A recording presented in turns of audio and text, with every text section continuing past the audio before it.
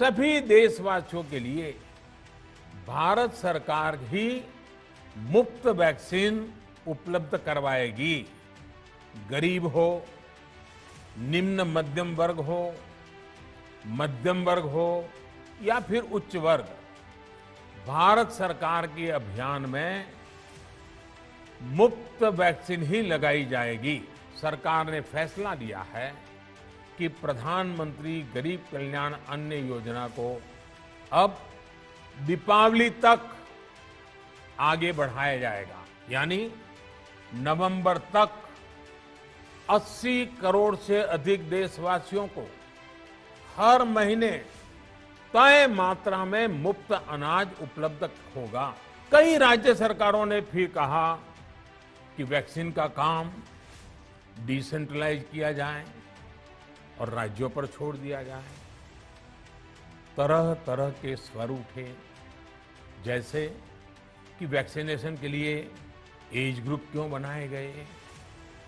दूसरी तरफ किसी ने कहा कि उम्र की सीमा आखिर केंद्र सरकार ही क्यों तय करे। कुछ आवाजें तो ऐसी भी उठी कि बुजुर्गों का वैक्सीनेशन पहले क्यों हो रहा है। एक तरफ मई में सेकेंड वेव, दूसरी तरफ वैक्सीन के लिए लोगों का बढ़ता रुझान और तीसरी तरफ राज्य सरकारों की कठिनाइयां।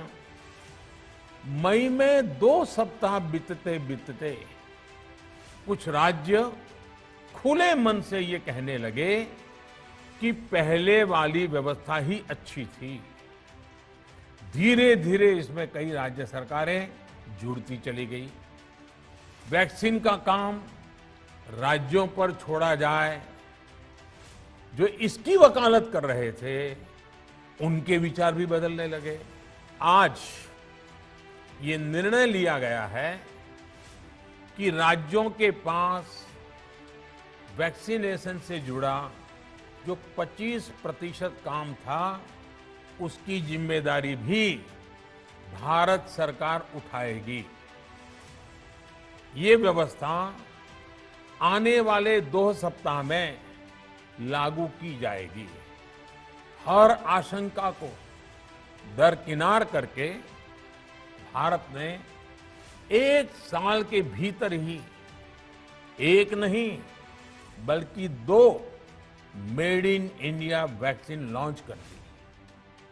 हमारे देश ने, देश के वैज्ञानिकों ने ये दिखा दिया कि भारत बड़े बड़े देशों से पीछे नहीं है। आप पिछले 50-60 साल का इतिहास देखेंगे तो पता चलेगा कि भारत को विदेशों से वैक्सीन प्राप्त करने में दशकों लग जाते थे। विदेशों में वैक्सीन का काम पूरा हो जाता था, तब भी हमारे देश में वैक्सीनेशन का काम शुरू भी नहीं हो पाता था। पोलियो की वैक्सीन हो, स्मॉल पॉक्स, या गांव में हम इसको चेचक कहते हैं, चेचक की वैक्सीन हो, हेपेटाइटिस बी की वैक्सीन हो, इनके लिए देशवासियों ने दशकों तक इंतजार किया था।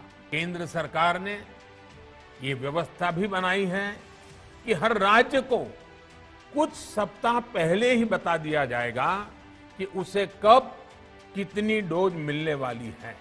वैक्सीन की उपलब्धता के अनुसार पूरे अनुशासन के साथ वैक्सीन लगती रहे, देश के हर नागरिक तक हम पहुंच सके, ये हर सरकार, हर जनप्रतिनिधि, हर प्रशासन की सामूहिक जिम्मेदारी है।